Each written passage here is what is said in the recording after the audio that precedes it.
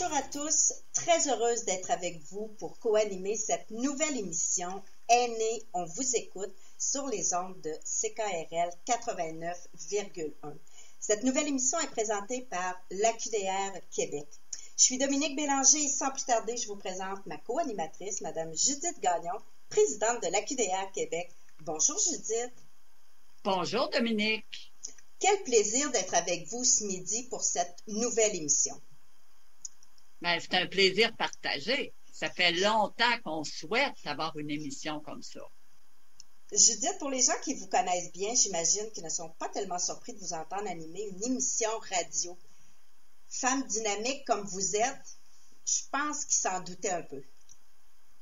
Ben, je pense que oui, parce que je pense qu'ils m'ont vu quand même assez souvent, un petit peu partout dans les médias, puis à des rencontres aussi, parce que vous savez, ça fait 10 ans que je suis continuellement dans le milieu aîné de la capitale nationale. Et j'ai été aussi très impliquée au niveau de l'ensemble du Québec. Alors, les gens m'ont vu, hein. Ils connaissent un petit peu mes messages, puis ils sont pas surpris parce qu'ils savent que je veux les entendre aussi. C'est pas juste pour leur dire des choses. Nous, là, ce qu'on veut, c'est partager de l'information, savoir ce que les gens ont besoin. Parce que si on ne sait pas ce que les gens ont besoin, on a beau fournir un paquet de services, on sera pas tout à fait dans la coche. Ce qu'on veut, c'est être capable d'entendre les personnes qui vivent des choses. C'est pas facile aujourd'hui. Puis comment elles vivent.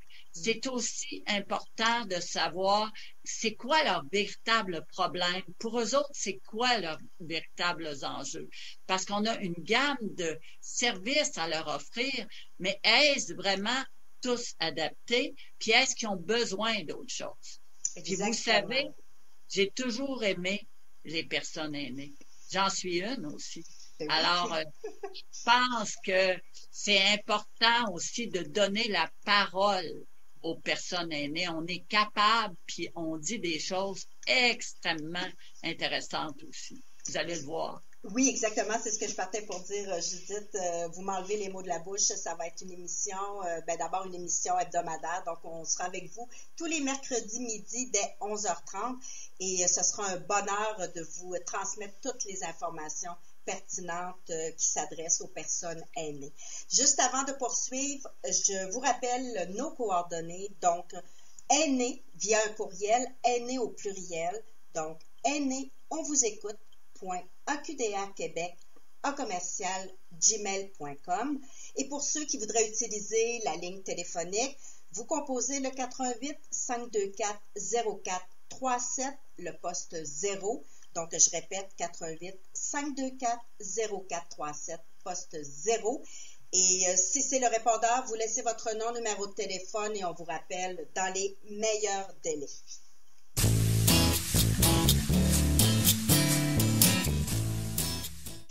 Avant de poursuivre, Judith, pour le bénéfice de nos auditeurs, j'aimerais que vous nous parliez de l'AQDR Québec.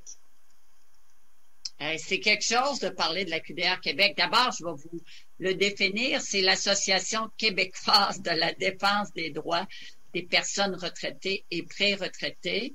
Alors, nous, là, ce qu'on veut, c'est défendre les droits des personnes retraitées et pré-retraitées, puis de tous les aînés. Mais on veut pas défendre les droits juste en allant, on fait ça en faisant des pressions politiques, des pressions publiques. On le fait, ça aussi, parce que c'est vraiment dans notre mission. C'est pour ça qu'on veut entendre vos besoins. Ça, on le fait, là, c'est dans notre mission.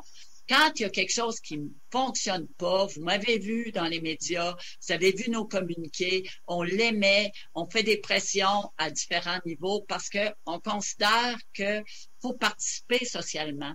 Puis la défense des droits, c'est une façon de participer socialement, puis d'être entendu. Parce que vous savez, on voit très bien qu'il y a plusieurs aînés qui n'ont pas de droit de parole parce qu'ils n'ont pas d'antenne. Alors, on veut être leur antenne, puis on veut être capable de faire bouger les choses. Ça, c'est vraiment un gros mandat qu'on a. Mais on s'est donné d'autres mandats. On s'est dit, on a une population on veut donner des services à cette population-là. Puis pour ce faire, on a été futé. On est allé chercher des alliés, des partenaires. Et le plus gros partenaire qu'on a, et j'en suis fière, c'est l'Université Laval. On est allé chercher des étudiants en droit, en sciences politiques. On en a eu en communication. Parce qu'on s'est dit, une société, c'est une société de tous les âges. Exactement. Si vous permettez, Judith, c'est une de vos forces, c'est de vous entourer de personnes de tous âges. C'est-à-dire, vous avez autant des jeunes, des personnes là, dans la quarantaine et des personnes aînées, dont personnes qui siègent sur le conseil d'administration, mais vous faites une place importante aux jeunes. Énormément, aux aînés aussi, mais aux jeunes aussi, parce que des fois, ils ont comme une idée. Ils sont nés de cette génération, de cet environnement-là.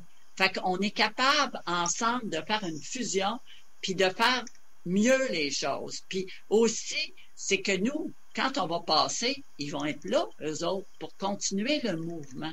Et c'est ça qui est important, la ligne de vie, le cycle de continuer les mouvements. Puis on a aussi des gens très engagés dans la communauté qu'on est allé chercher. On est allé chercher des gens qui avaient des emplois où ils devaient faire la revendication, puis ils devaient aussi protéger les droits des personnes. Parce que ça, c'est important d'être capable de faire ça. C'est pas facile. Puis on est allé chercher des personnes tout accabites, mais des personnes aînées qui veulent continuer à faire des choses puis qui ont des très grandes expertises. Fait qu'on est fiers de ça. Puis nos services qu'on donne, c'est, premièrement, on a une avocate et des étudiants en droit qui répondent aux demandes des aînés au niveau juridique. Ils veulent pas payer, ils veulent pas appeler un avocat, ils veulent pas se mettre dans toutes sortes de choses, ils veulent juste savoir qu'on confirme est-ce que c'est vraiment un problème juridique ou non, y a-t-il quelque chose à faire autre que juridique, ou si il y a quelque chose à faire juridique, avoir un accompagnement. Alors, on a un premier service comme ça, puis ça, là, ça fait 9 ans qu'on a ça. On est habitué. Ça fait 9 ans que les gens téléphonent continuellement et que ça fait 9 ans que l'Université Laval nous renvoie toujours des personnes pour nous aider et qui considèrent que c'est important d'aider les aînés. Vous savez, on est chanceux au Québec et dans la région encore plus, on a une chaire de recherche en droit sur les aînés. Alors, la chaire de recherche en droit sur MEL à l'Université Laval, reliée à la faculté de droit, puis les gros cas qu'on a, on leur donne pour qu'ils soient capables de faire des recherches après, puis aller voir dans les lois, y a-t-il quelque chose à changer. Fait que ça, c'est le volet juridique. L'autre volet, qui est pas nouveau, mais on peut dire que cette année, on l'a renforcé. Oui. On a des agents d'aide à la communauté. Ça veut dire que si vous avez un problème, quel que soit-il, vous savez pas quoi faire dans une situation, vous n'avez pas de... vos services de soutien à domicile sont plus donnés, vous voulez savoir où vous en retrouvez, vous avez vous venez de recevoir des documents du gouvernement, vous comprenez rien, c'est dur, vraiment, puis vous voulez pas vous mêler, puis, tu sais, c'est dur en ligne tout le temps. Fait que vous appelez, puis vous avez des personnes expérimentées qui vont vous aider, qui vont vous tenir la main jusqu'au bout. Puis ils vont être capables de vous écouter aussi. Exactement. Tu sais, c'est pas juste, vous êtes des humains. Oui, puis on vous donne la communication. Exactement. Exactement, Judith. Puis dans le cadre de notre émission, un petit peu plus tard, on va recevoir une invitée, d'ailleurs une agente d'information. Puis elle va nous parler là, de cas vécus. Donc, ça va vraiment bien exprimer ce que vous venez de dire. Puis le dernier service qu'on a, ça fait 5 ans qu'on offre le service. On a 3 travailleurs de milieu qui sont dans l'arrondissement Sainte-Foy-Sillery-Cap-Rouge et Haute-Ville de Québec. Eux autres, leur gros travail, c'est d'identifier les personnes aînées qui ont des besoins, puis leur offrir des ressources. Travailler avec eux pour savoir c'est quoi la ressource qui est bonne pour elles, puis pas juste leur donner un numéro de téléphone, mais les accompagner dans leur démarche. Fait que le paquet là, de ressources qu'on offre, c'est pas mal un beau paquet. Vraiment, ce sont des belles ressources. Puis vous savez quoi, Judith? Je suis persuadée qu'il y a beaucoup de personnes aînées qui, malgré toute la promotion que la QDR Québec fait depuis plusieurs années, sont peut-être pas au courant des services qu'on offre. Donc, cette émission, c'est aussi une façon de rejoindre les personnes aînées de la région de la capitale nationale pour leur dire qu'est-ce qu'on fait, puis les services qui sont mis à leur disposition. Si vous me permettez, je les rappelle, alors on a 3 cliniques, clinique juridique, clinique d'information et nos personnes de terrain, ce qu'on appelle ITMAV. Je vous le mentionne parce que ça se peut qu'au courant de l'émission, vous l'entendiez, donc ce sont nos travailleurs de milieu.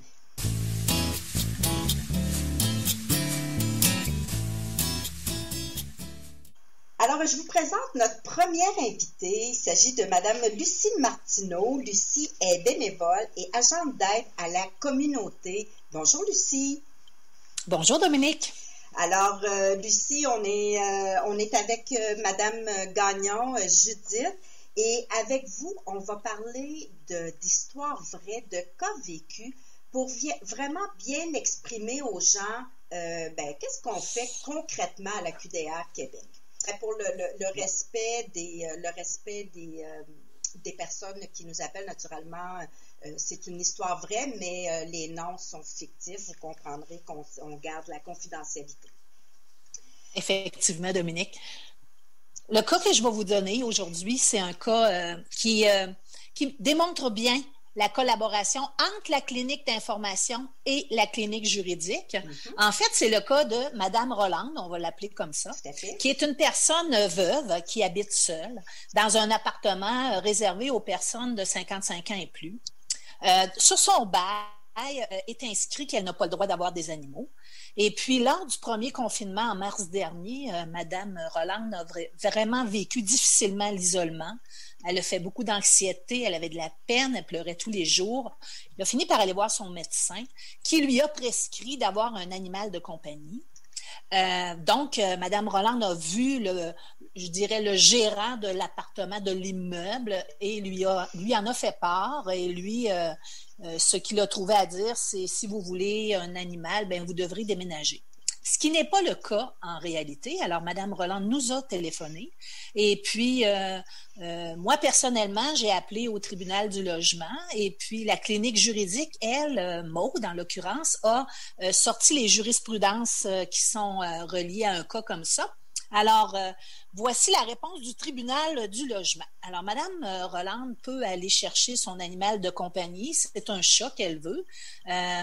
En fait, c'est sûr que sur son bail, c'est inscrit qu'il n'y a pas d'animaux, sauf que c'est au propriétaire de faire entendre au tribunal du logement et il devra faire la preuve que cet animal-là lui cause préjudice ou cause préjudice aux autres locataires. On s'entend qu'avec un petit chat, ça va être difficile de faire cette preuve-là.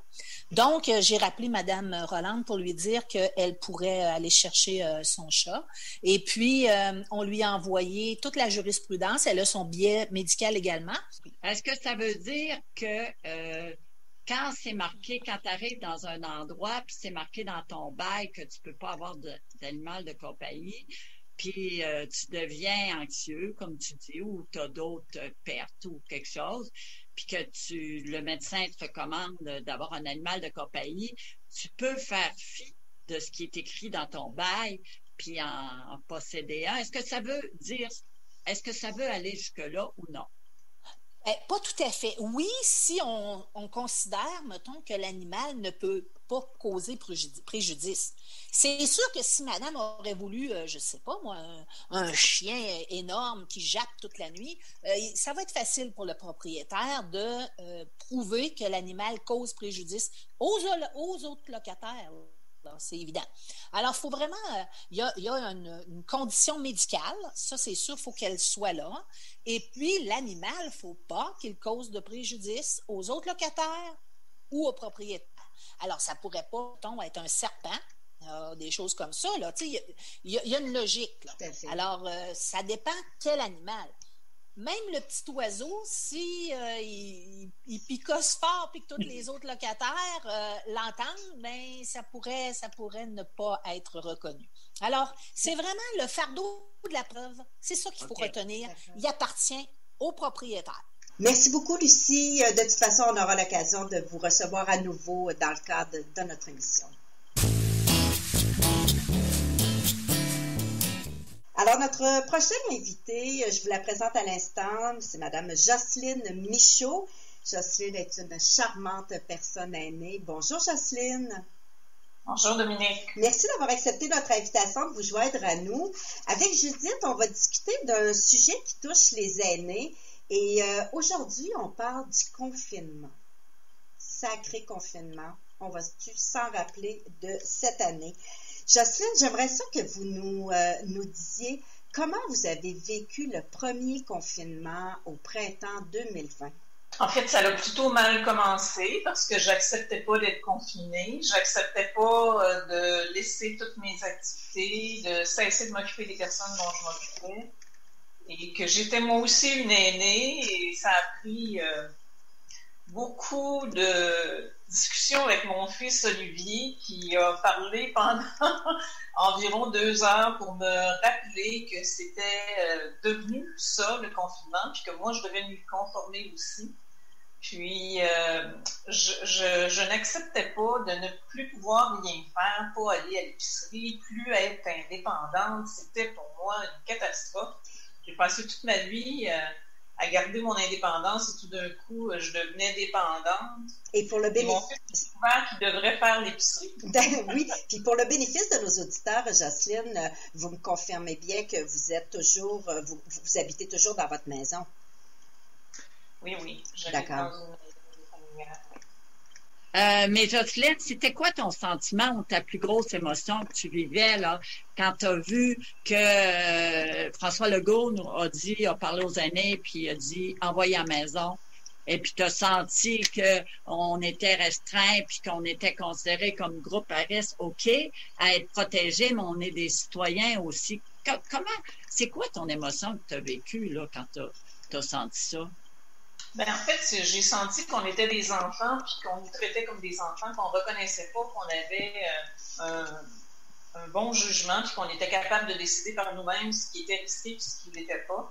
Et moi, je comprends qu'on était des personnes à risque, mais je ne comprends pas qu'on a mis tout le monde dans le même bateau, puis qu'on a fait comme si on avait toutes les personnes avaient les mêmes obligations. Puis j'ai beaucoup d'empathie pour les personnes qui vivent en résidence puis qui ont été vraiment confinées puis qui n'avaient pas le choix. Mais je veux dire, les personnes qui étaient à la maison, autonomes, ce qui m'a sauvé la vie, c'est vraiment que je crois, je vais à la messe, je suis croyante et c'est ça qui m'a sauvé la vie. Puis l'autre affaire, c'est aller marcher dehors tous les jours. Je me suis dit, ça, on nous l'a laissé. Je vais le faire, puis je vais le faire avec énergie. J'y allais le matin et le soir, 2,5 km le matin, 2,5 km le soir, parce que je me suis dit, ça aussi, on va nous le couper à un moment donné. C'est surtout que c'est bon pour la santé mentale aussi, là. Simplement, est-ce que tu considères, Jocelyne, que tu t'étais laissé aller? Tu serais devenu ratatiné, tu aurais décidé de te confiner vraiment, comme certaines personnes aînées l'ont fait. C'est confiné, là. Tu comprends ce que je veux dire? Parce que moi, j'en ai connu qui sortaient plus, pas du tout. Ben moi aussi, j'en ai connu qui sortaient plus, puis j'en ai connu qui disaient que les murs de leur appartement se refermaient sur elles, et c'était vraiment difficile. Mais je pense que j'ai une bonne santé mentale et que j'étais une personne active, énergique, habituée d'aller de l'avant. Alors, j'ai fini par accepter que c'était ça la situation, puis d'essayer de me trouver dans ça le moyen d'avoir une vie plus régulière. Ce que j'ai eu de la difficulté dans le premier confinement, c'est de trouver les lieux où je pouvais soit écouter les autres, participer à la messe, à la télévision, ou sur ma tablette ou mon ordinateur, et aussi toutes mes activités, par exemple, manger. Le matin, je déjeunais, après être allée au lot. Je dînais le midi après la messe. Le soir, je soupais après les veilles. Mais là, j'avais plus ça, puis des fois, je me rendais compte dans l'après-midi, à 2h30, 3h, que je n'avais pas mangé. Alors, pour moi, ça a été de retrouver une régularité, d'être capable d'avoir une vie régulière et de retrouver des activités à des moments donnés qui étaient toujours là. L'autre chose, ben, c'est vraiment aussi d'écouter de la musique, de faire des choses qui nous intéressent, qui nous nourrissent, puis qui sont bonnes pour nous. Parce que marcher, c'était excellent. Ben, je pense que je l'ai fait avec un peu d'exagération, là. C'est comme vous êtes en forme. C'était excellent. Donc, ça a fait vraiment...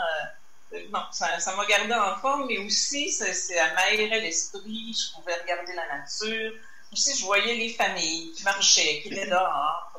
Donc, ça faisait une vie différente. Ça faisait la vie régulière, mais en dehors du cadre régulier.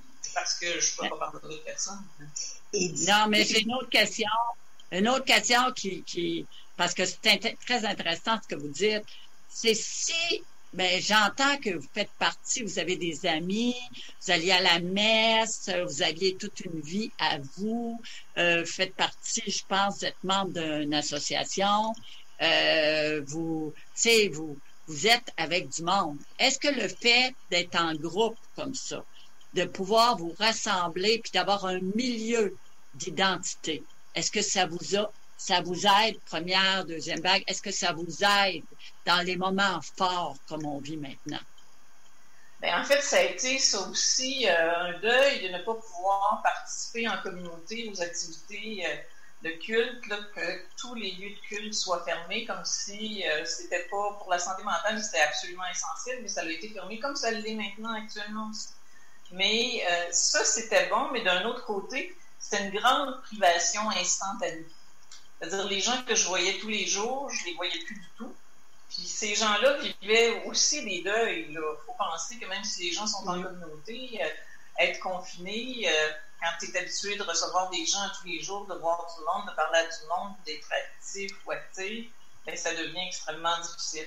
Mais ça, c'est une partie de ma vie qui, dans la vie régulière, m'apporte beaucoup, beaucoup, parce que ce sont les liens sociaux, ce sont des liens avec des personnes qui ont les mêmes valeurs que moi, puis qui sont dans le même mode de vie que moi, ce qui m'aide beaucoup, ça aussi. Et donc, moi, je suis membre de la communauté du Montmartre, les Assomptionnistes au Montmartre. D'accord. OK. Mais est-ce que dans vos façons de faire pour vous trouver une réaction là, face à tout ça, là, puis vous en sortir, est-ce que ça vous a beaucoup aidé d'être par Internet, d'avoir des liens, Zoom, Teams, peu importe, est-ce que ça vous a beaucoup aidé, vous a apporté, en tout cas, ça vous a projeté ailleurs? Est-ce que ça a été une partie de votre façon de faire pour vous en sortir? Ça n'a pas été beaucoup pendant le premier confinement, ça a été beaucoup pendant le deuxième confinement, parce que pendant le premier confinement, ça a été surtout le téléphone. J'ai beaucoup accompagné des personnes au téléphone parce qu'elles avaient besoin d'aide. À nouveau, merci beaucoup, Jocelyne, d'avoir été avec nous et de nous avoir partagé ce que vous avez vécu. C'est très apprécié. Merci.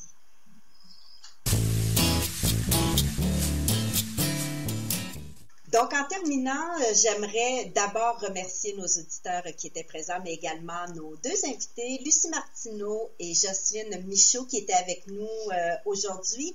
Je vous rappelle aussi les façons de nous joindre, donc via le téléphone 418-524-0437, poste 0, sur notre site internet aqdr-québec.org. Sur notre site internet, vous avez tous les services que nous offrons, mais aussi notre calendrier d'activités. Vous allez voir que nous avons plusieurs activités au programme. Les prochaines, ce sont 2 webinaires, 2 conférences virtuelles. Donc, 27 janvier avec Dr. Georges L'Espérance. Le sujet est Aide médicale à mourir à 13h30. Et nous avons aussi en soirée 19h avec M. Robert Simard. Et le sujet, c'est abus et maltraitance. Donc, vous avez toutes les informations sur notre site pour pouvoir vous inscrire facilement. Nous avons aussi notre page Facebook AQDR Québec. Je vous invite d'ailleurs à aller cliquer j'aime si vous avez une page Facebook. Notre chaîne YouTube AQDR Québec, et je vous rappelle aussi sur notre chaîne YouTube, toutes nos émissions radio seront diffusées à cet endroit. Et notre courriel, si vous voulez nous envoyer des suggestions ou encore des commentaires, aîné au pluriel, donc aîné, on vous écoute.aqdrquebec@gmail.com. C'est un rendez-vous la semaine prochaine, mais juste avant de vous quitter, je laisse Judith le mot de la fin. Écoutez, on m'a demandé de trouver une citation pour décrire un peu l'état d'esprit. Alors, j'ai regardé un petit peu partout, puis je vais vous laisser ça, puis je voudrais qu'on songe ensemble à cette citation-là parce qu'elle est très belle. Le bonheur est un état d'esprit. Oubliez jamais ça, là. C'est pas juste les événements qui font qu'on est heureux. Il s'agit de la façon dont vous regardez les choses. C'est Walt Disney, hein, notre fameux Walt Disney, là, qui a fait tant de films merveilleux, qui a fait cette citation-là, puis sentez tous les mots aussi. C'est vraiment dans notre façon de voir la vie qu'on trouve le bonheur. Merci beaucoup. Merci Judith. Je vous donne rendez-vous la semaine prochaine, mercredi, 11h30.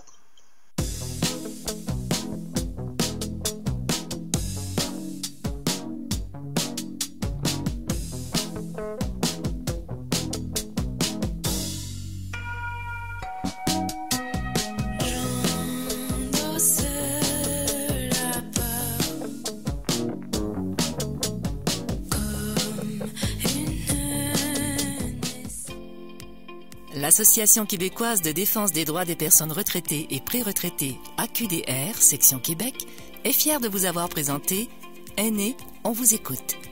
Pour connaître tous les services offerts, visitez le aqdr-québec.org ou encore téléphonez au 418-524-0437, poste 0.